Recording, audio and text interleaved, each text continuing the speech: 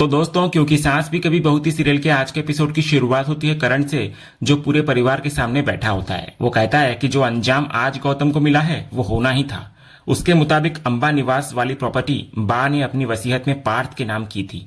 बाद में पार्थ ने अपनी मर्जी से वो संपत्ति तुलसी दादी को वापस कर दी थी, लेकिन असल में वो प्रॉपर्टी पहले पार्थ के हिस्से में ही थी। करण आगे कहता है कि इसके बावजूद गौतम ने उस पर कब्जा कर लिया, फिर बिजनेस ठीक से नहीं चलने का बहाना बनाकर कानूनी रास्ता निकाला और उसी जगह होटल खड़ा कर दिया।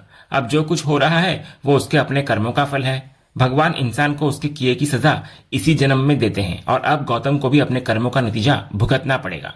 इतने में करण का फोन बजता है। फोन उठाते ही वो चौंक जाता है। दूसरी तरफ से उसको बताया जाता है कि डिस्ट्रिक्ट मजिस्ट्रेट शांति निकेतन के बंटवारे और उससे जुड़े सभी दस्तावेज देखना चाहते हैं। करण कारण पूछ ही रहा होता है कि तभी कॉल कट कर दी जाती है। यह सुनकर नंदिनी परेशान हो जाती है। वो याद दिलाती है कि घर का बंटवारा कभी कानूनी तरीके से हुआ ही नहीं था। उनके पास न तो कोई पार्टीशन डीड है और ना ही उससे जुड़ी जरूरी कागजात। तभी रौनक सवाल करता है कि डिस्ट्रिक्ट मजिस्ट्रेट तक ये बात अचानक पहुंची कैसे। तो करण को पूरा यकीन होता है कि यह सब गौतम की ही चाल है। वो कहता है कि वकील होने का फायदा उठाकर गौतम अब कानून के जरिए उसको परेशान करने की कोशिश कर रहा है। उधर दूसरी तरफ गौतम भी गुस्से के मारे भरा बैठा होता है। वो कहता है कि अब वो करण का घमंड जरूर तोड़ेगा। उसे लगता है कि करण उसकी तरक्की कभी देख ही नहीं सकता और हमेशा उसके रास्ते में रुकावट बनता है। शोभा बीच में समझाने की कोशिश करती है। उसका कहना होता है कि शायद करण ने ऐसा कुछ नहीं किया होगा, लेकिन गौतम उसकी एक भी बात सुनने को तैयार नहीं होता। वो साफ कहता है कि आज वो करण को बिल्कुल नहीं छोड़ेगा। उधर करण भी गुस्से के मारे यही फैसला कर लेता है कि वो भी गौतम को नहीं छोड़ेगा। उसके मुताबिक गौतम कानून का गलत इस्तेमाल करके उसको परेशान करना चाहता है। इतना कहते ही करण गुस्से में गौतम का नाम पुकारते हुआ नीचे पहुंच जाता है। अगले ही पल दोनों भाई आमने सामने आ जाते हैं। गौतम करण को चुनौती देता है कि जो करना है कर ले, फिर भी उसका वो कुछ बिगाड़ नहीं सकता। जवाब में करण भी उसको कम नहीं आंकता। वो कहता है कि सिर्फ वकील होने से कोई बड़ा नहीं हो जाता और वो भी उसका कुछ बिगाड़ नहीं पाएगा। गौतम फिर पलटकर बोलता है कि वो डरकर छिपने वालों में से नहीं है। अगर करण उसके साथ गलत करेगा तो वो भी चुप नहीं बैठने वाला। उसका दावा होता है कि होटल बंद करवाकर करण उसको हरा नहीं सकता, लेकिन करण भी पीछे नहीं हटता। वो कहता है कि अगर गौतम को लगता है कि घर के बंटवारे को गैर कानूनी साबित करके वो शांति निकेतन का मालिक बन जाएगा तो ये उसकी सबसे बड़ी गलतफहमी है। गौतम भी गुस्से में बोलता है कि इस घर पर सबसे पहला हक उसी का है। तभी करण उस पर जिला मजिस्ट्रेट के पास शिकायत करने का आरोप लगा देता है। यह सुनकर गौतम चौंक जाता है। वो कहता है कि वो जो भी करता है सामने से करता है, छिपकर नहीं। फिर वो पलटकर करण पर ही आरोप लगाता है कि अंजार में उसका होटल बंद करवाने के पीछे भी करण का हाथ है। करण भी पलटकर बोलता है कि अगर गौतम खुद को इतना ही ईमानदार मानता है तो फिर उसने गैर कानूनी तरीके से होटल शुरू ही क्यों किया। वो याद दिलाता है कि भगवान सब कुछ देख रहे हैं और इंसान को उसके कर्मों का फल इसी जन्म में मिलता है। इसलिए आज जो कुछ गौतम के साथ हो रहा है वो उसी का नतीजा है। इतना ही नहीं, करण यहां तक कहता है कि अगर यही हाल रहा तो एक दिन गौतम सड़क पर आ जाएगा। ये सुनते ही गौतम का गुस्सा भी 7वें आसमान पर पहुंच जाता है। वो भी उसी लहजे में कहता है कि अगर वो सड़क पर आ गया तो करण को भी अपने साथ सड़क पर लेकर आएगा। वो खुली चुनौती देते हुए कहता है कि वो करण को पूरी तरह बर्बाद करके ही दम लेगा। फिर दोनों की आवाज लगातार ऊंची होती जाती है। दामिनी गौतम को रोकने की कोशिश करती है, जबकि नंदिनी इधर करण को शांत करने की कोशिश करती है, लेकिन दोनों में से कोई भी किसी की बात सुनने को तैयार नहीं होता। इधर करण खुली चुनौती देता है गौतम को कि उसे जो करना है कर ले, केस करना है वो भी कर ले, चाहे वो कोर्ट जाए, हाई कोर्ट जाए या सुप्रीम कोर्ट तक पहुंच जाए, लेकिन कानून के सामने उसकी सच्चाई टिक नहीं पाएगी। गौतम भी कहता है कि अब वो भी पूरी ताकत से लड़ेगा और जरूरत पड़ी तो सबसे बड़े वकीलों के साथ मैदान में उतरेगा। इसी बीच दामिनी नंदिनी से आकर बोलती है कि पहले करण को शांत कराओ। तभी नियति वहां पहुंचकर सवाल उठाती है कि हर बार सिर्फ करण को ही क्यों रोका जाता है, गौतम को भी शांत रहने के लिए कहा जाना चाहिए। दामिनी साफ कहती है कि वो उससे बात नहीं कर रही, लेकिन नियति भी पीछे हटने वाली नहीं होती। वो कहती है कि चाहे दामिनी बात करे या ना करे, वो अपनी बात जरूर रखेगी। इसी दौरान नकुल भी आगे आता है। वो अपने पिता का पक्ष लेते हुए कहता है कि करण हमेशा उनके परिवार को गलत समझता है और हर बार उनके साथ गलत ही करता है। ये सुनते ही रौनक तुरंत अपने पिता के बचाव में सामने आता है। वो नकुल को चेतावनी देता है कि उसके पिता के बारे में कुछ भी गलत कहने की वो कोशिश न करे। दोनों बच्चों के बीच बहस शुरू हो जाती है। तभी गौतम बीच में आकर रौनक पर चिल्लाता है कि उसकी हिम्मत कैसे हुई नकुल से इस तरह बात करने की। ये देखकर करण भी आगे बढ़ता है और कहता है कि अगर कुछ कहना है तो बच्चे से नहीं बल्कि उससे वो कहे। बस फिर क्या था, देखते ही देखते दोनों भाई फिर आमने सामने आ जाते हैं। इस बार मामला सिर्फ बहस तक नहीं रहता बल्कि पूरा परिवार दो हिस्सों में बंटकर एक दूसरे के खिलाफ खड़ा नजर आता है। उधर ये सब देखकर नंदिनी बिल्कुल खामोश रह जाती है। उसके कानों में बार बार तुलसी की वही बातें गूंजने लगती है जिसमें उसने उससे पूछा था कि जिस घर की जिम्मेदारी उसको सौंपी गई थी, आखिर वही घर उसकी आंखों के सामने बिखर कैसे गया। तभी शोभा दोनों भाइयों की बढ़ती हुई बहस को देखकर जोर से सबको शांत रहने के लिए कहती है। वो साफ शब्दों में दोनों परिवारों को रोकती है और कहती है कि अब बहुत हो चुका। इसके बाद वो करण से अंदर जाने के लिए कहती है। करण गुस्से में वहां से चला जाता है। फिर शोभा दामिनी से भी बोलती है कि वो गौतम को लेकर अंदर चली जाए। काफी समझाने के बाद आखिरकार दोनों तरफ के लोग अपने अपने हिस्से में चले जाते हैं और माहौल थोड़ी देर के लिए शांत हो जाता है। लेकिन तभी अचानक से बाहर से गरिमा घबराई हुई हालत में भागते हुए घर के अंदर आती है। उसके हाथ में एक नोटिस होता है। वो सीधे समायरा के पास पहुंचती है और घबराहट में वो नोटिस उसको दिखाती है। पहले तो समायरा को लगता है कि शायद ये भी वही कानूनी नोटिस होगा जो करण और गौतम को मिला है, लेकिन गरिमा बताती है कि ये उसके कॉलेज की तरफ से आया है। लगातार क्लास बंक करने की वजह से उसकी अटेंडेंस बहुत कम हो गई है और अब कॉलेज के प्रिंसिपल खुद करण मामू से मिलना चाहते हैं। ये सुनते ही गरिमा के चेहरे का रंग उड़ जाता है। उसे डर सताने लगता है कि अगर करण को यह सब पता चल गया तो वो उसे कभी माफ नहीं करेंगे। वो बार बार यही सोचकर परेशान होने लगती है कि अब आखिर क्या किया जाए।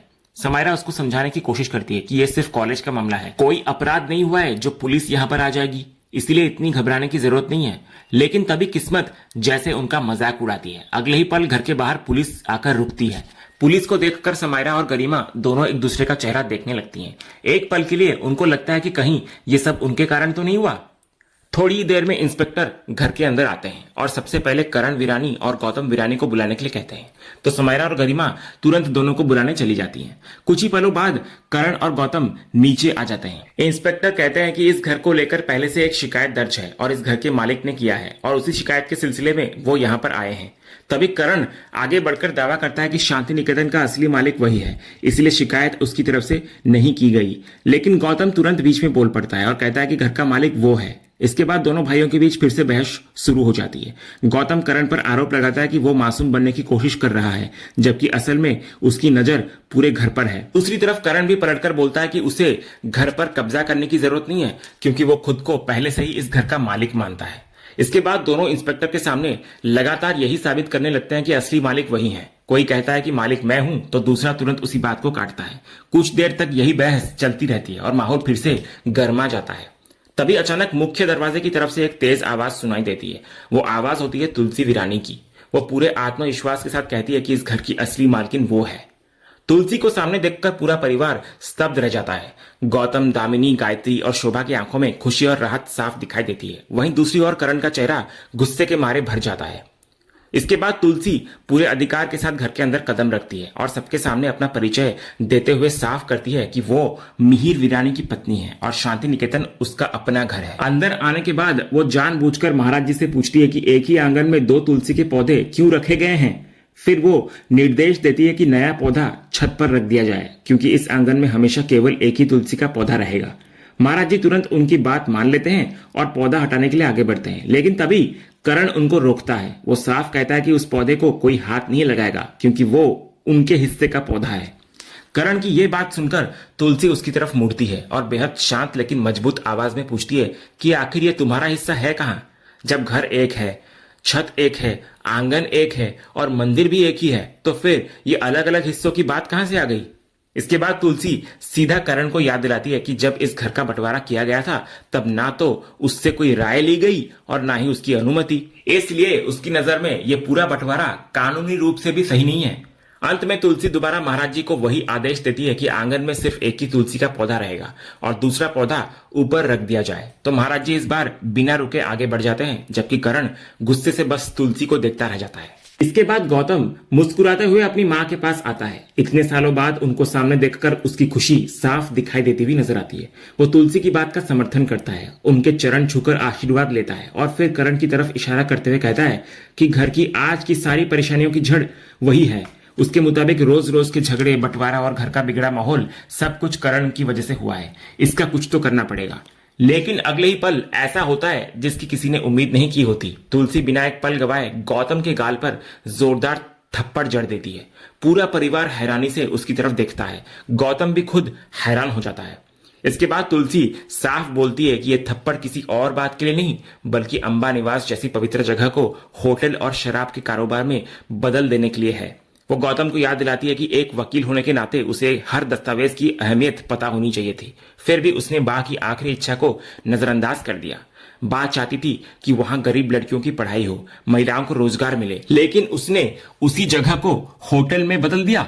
तुलसी सवाल करती है कि इतना बड़ा फैसला लेने से पहले उसने एक बार भी उससे सलाह लेना जरूरी नहीं समझा। इसलिए अब कानून ने अपना काम किया है। इतना कहकर वो स्टे ऑर्डर गौतम के हाथ में थमाती है और साफ करती है कि आज से अंबा निवास में चल रहा होटल बंद रहेगा।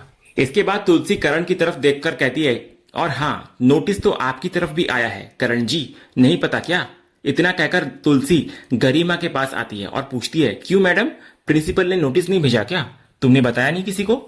फिर तुलसी जानबूझकर गरिमा से कहती है, I must be A crazy women, है ना? ये सब कुछ सुनकर गरिमा शर्म से सिर झुका लेती है, उसके मुंह से आवाज तक नहीं निकलता। इतने में करण का गुस्सा फूट पड़ता है। वो तुलसी को चेतावनी देता है कि उसके परिवार की तरफ देखने की भी वो कोशिश न करे। वो पुराने जख्म फिर से कुरेदते हुए उन पर अपने बेटों की मौत का आरोप लगाता है और कहता है कि जो औरत उसके बेटे की मौत के जिम्मेदार है, उसे उसके परिवार पर सवाल करने का कोई अधिकार नहीं।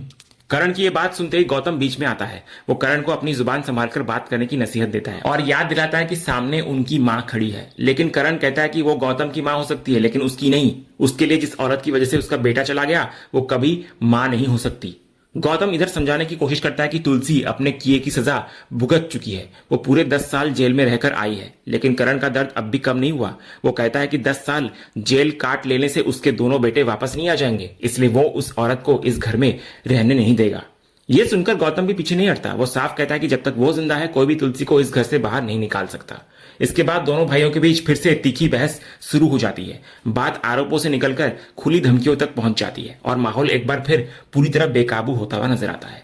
आखिरकार तुलसी दोनों के बीच आकर उनको अलग करती है और ऊंची आवाज में सबको चुप रहने के लिए कहती है। फिर पूरे अधिकार के साथ वो ऐलान करती है कि यह घर उसका है, इसलिए इस घर में कौन रहेगा और कौन नहीं, इसका फैसला भी वही करेगी। इसके बाद वो सीधे करण की आंखों में देखकर कहती है कि उसके मन में उसके लिए जितनी भी नफरत है, वो उसे पूरे घर में फैलने नहीं देगी। वो अपने परिवार को इस नफरत की आग में जलकर बिखरने नहीं देगी। ये सुनकर करण टूटे हुए दिल के साथ कहता है कि उसने अपने ही हाथों से अपने दोनों बेटों की चिता को अग्नि दी है। उस दर्द का जवाब आखिर कौन देगा? तो करण का दर्द सुनकर तुलसी भी भावुक नजर आती है। वो उससे कहती है कि अगर उसको लगता है कि उसकी जान लेने से उसके दोनों बेटे वापस आ जाएंगे, तो वो उसे मार दे। वो खुद को सबके सामने खड़ा करती है और कहती है कि अगर उसकी मौत से उसका दुख खत्म होता है, तो वो ये भी सहने को तैयार है। लेकिन करण पलटकर बोलता है कि यही फर्क है दोनों में। उसके मुताबिक तुलसी वो मां बन सकती है जिसने अपने ही बेटे और पोते की जान ले ली, लेकिन वो ऐसा बेटा कभी नहीं बन सकता जो अपनी मां की जान ले ले। आखिर में तुलसी पूरी दृढ़ता के साथ अपना फैसला दोहराती है। वो साफ कहती है कि अब वो शांति निकेतन में ही रहेगी। करण चाहे जितनी नफरत करे या जितनी कोशिश करे या कुछ भी कह ले, लेकिन उसका यह फैसला अब कोई नहीं बदल सकता। इसके बाद तुलसी पूरे परिवार के सामने करण और गौतम की तरफ देखकर कहती है कि उन्होंने घर के बीच जो ये लकीर खींची है, पहले उसका मन था कि उसे मिटा दे, लेकिन अब उसको एहसास हो गया कि जमीन पर बनी लकीर मिटाने से कुछ नहीं होगा, क्योंकि दोनों भाइयों के दिलों में नफरत की जो दीवार खड़ी हो चुकी है, वो कहीं ज्यादा बड़ी है। सच तो यह है कि इस वक्त दोनों परिवार साथ रहने के लायक ही नहीं बचे हैं।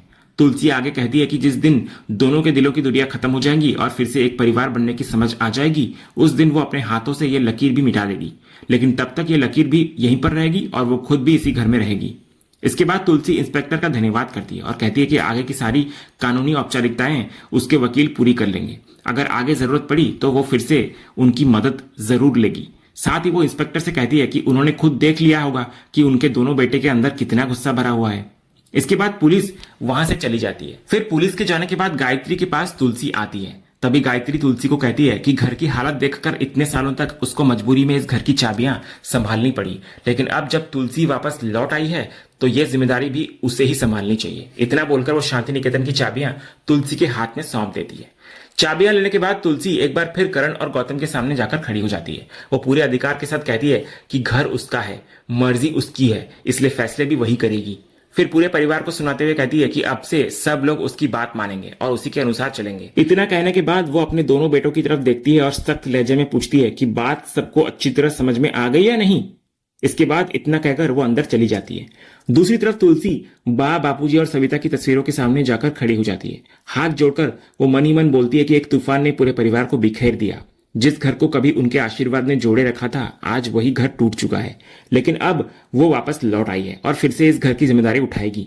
वो प्रण करती है कि जब तक वो जिंदा है शांति निकेतन एक था, एक है और एक ही रहेगा। इतना बोलकर वो तीनों तस्वीरों के सामने श्रद्धा से सिर झुकाती हुई नजर आती है। तभी पीछे से नकुल की आवाज आती है। वो तुलसी को कहता है कि जो कुछ वो कर रही है वो बिल्कुल गलत है। फिर वो उसको याद दिलाता है कि अंबा निवास की पावर ऑफ अटर्नी अब उसके पास है। वो कहता है कि यह अधिकार भी उसे ही मिला था क्योंकि तुलसी ने खुद गौतम से वो पावर ऑफ अटर्नी वापस लेकर उसके नाम कर दी थी। वो कहता है कि जब तुलसी जेल में थी तब उसने कारोबार शुरू किया था, इसलिए अब उसके लौट आने से वो उसे इस तरह बंद नहीं कर सकती। इस पर तुलसी पहले गौतम की तरफ देखकर तंज कसती है कि क्या उसने अपने बेटे को कानून और उसकी प्रक्रिया के बारे में कुछ भी नहीं सिखाया। फिर वो नकुल की तरफ देखकर साफ कहती है कि वो इस कारोबार को रोक भी सकती है और रोकेंगी भी। इसके बाद गौतम शांत होकर अपनी बात तुलसी के सामने रखने की कोशिश करता है। वो कहता है कि उसको समझ है कि अंबा निवास को होटल बनते देख तुलसी को कितना दुख पहुंचा होगा, लेकिन वो ये भी समझाने की कोशिश करता है कि उस समय घर की सारी जिम्मेदारियां उसके कंधों पर थी। परिवार चलाने के लिए एक स्थायी आमदनी की जरूरत थी। रोज रोज पैसों की चिंता से निकलने और आर्थिक स्थिरता लाने के लिए ही उन्होंने यह फैसला लिया था। वो दावा करता है कि उनकी नीयत कभी गलत नहीं थी, बल्कि हालात ने उन्हें ऐसा करने पर मजबूर कर दिया। गौतम के बोलने के बाद नकुल भी दोबारा तुलसी को कहता है कि और हमने पेपर वर्क लीगली किए हैं, कुछ भी इलीगल नहीं किया, इसलिए आप कानूनन भी रोक नहीं सकती हमें। तुलसी कहती है डोंट बी स्टूपिड बेटा, रोक सकती हूं मैं, कोर्ट जा सकती हूँ और तुम ये जो कर रहे हो ना उसको चैलेंज कर सकती हूँ। तुलसी के चेहरे का आत्मविश्वास साफ बता रहा होता है कि अब वो पीछे हटने वाली नहीं है। और इसी दमदार मोड के साथ आज का ये एपिसोड यहीं पर खत्म होता है। तो दोस्तों आज के एपिसोड पर आपकी क्या राय है? अपनी राय हमें कमेंट करके जरूर बताइए। अगर आप क्योंकि सास भी कभी बहू थी की हर नई अपडेट सबसे पहले देखना चाहते हैं तो हमारे इस चैनल को सब्सक्राइब करें और बेल आइकन को भी जरूर ऑन कर लें ताकि आने वाली कोई भी वीडियो आपसे मिस न हो। फिलहाल आज के लिए बस इतना ही। हम फिर मिलेंगे अगले एपिसोड की एक और शानदार अपडेट के साथ। तब तक के लिए धन्यवाद।